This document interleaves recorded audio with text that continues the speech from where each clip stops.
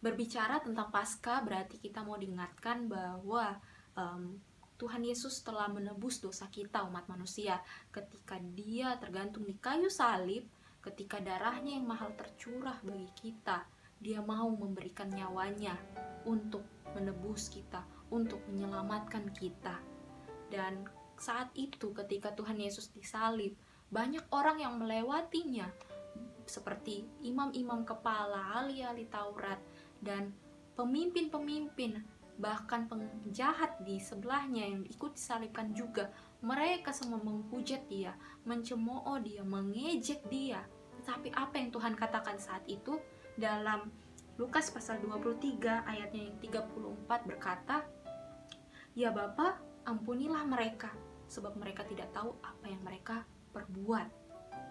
Tuhan Yesus berkata, ampunilah mereka, bukan membalas, tetapi dia berdoa, ampunilah mereka.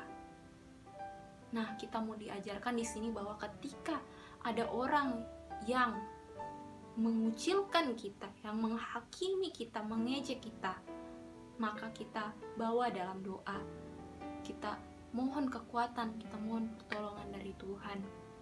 Dan dari Tuhan Yesus kita mau belajar juga bahwa ketika dia datang ke dunia, ketika dia mau menebus dosa kita, dia datang bukan untuk dilayani, melainkan untuk melayani. Dalam Matius pasal 20 ayat ke-28 berkata, sama seperti anak manusia datang bukan untuk dilayani, melainkan untuk melayani dan untuk memberikan nyawanya menjadi tebusan bagi banyak orang. Berbicara melayani, ketika Tuhan Yesus datang melayani, tetapi dia harus menerima cacian, makian, diejek, dicemooh. Dia harus dihakimi oleh orang-orang yang berdosa. Teman-teman, kita mau diajarkan bahwa ketika kita melayani akan banyak hal-hal yang terjadi yang membuat iman kita semakin kuat. Kenapa saya bilang kuat? Karena ketika penderitaan datang, kita semakin dekat pada Tuhan. Kita berdoa, kita meminta jalan pada Tuhan. Kita semakin dekat padanya dan Tuhan memberikan pertolongan yang kita bisa rasakan. Wow, puji Tuhan, dahsyat, haleluya.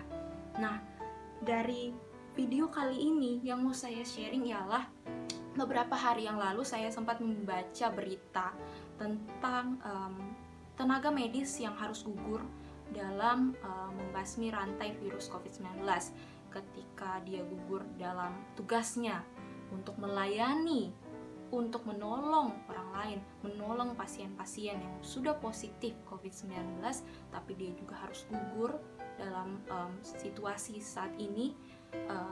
Saat itu saya baca bahwa ketika dia akan dikuburkan atau akan dimakamkan, ada beberapa orang atau sejumlah kelompok masyarakat yang menolak untuk dimakamkan di tempat tertentu yang berdekatan dengan lokasi kediaman mereka, begitu.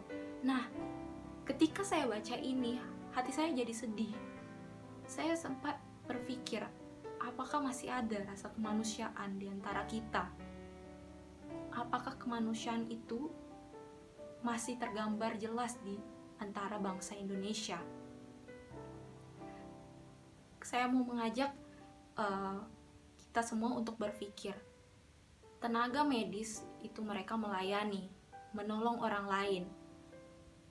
Sebagai contoh, apabila ada orang yang kita tahu, sahabat atau terdekat atau keluarga atau siapapun itu terkena, dan tenaga medis ini harus berjuang menolong dia, dan nyatanya malah tenaga medis ini yang harus gugur.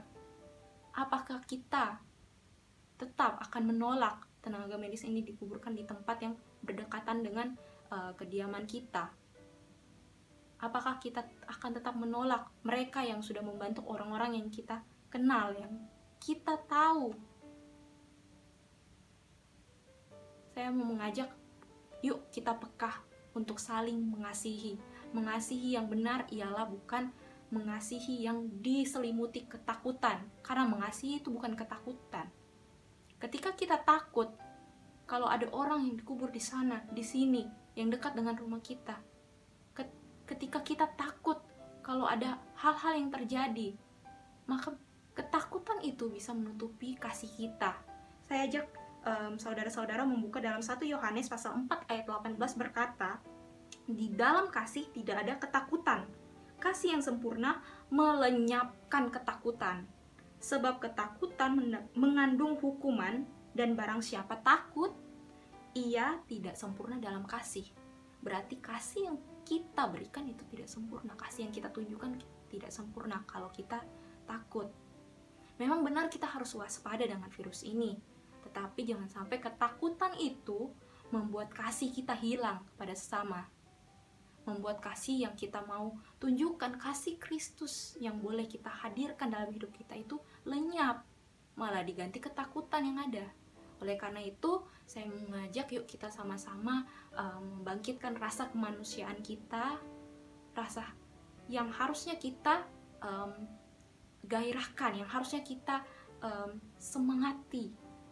Kasih itu yang utama, yang harusnya kita lakukan untuk mereka yang memerlukan pertolongan, untuk mereka yang sudah gugur, kita berikan penghormatan terakhir. Terima kasih untuk mereka, tenaga medis, relawan, dan orang-orang yang mau membantu menolong lewat apapun caranya, dan yang mau memberikan nyawanya atau yang mau rela berkorban untuk mereka yang memerlukan pertolongan.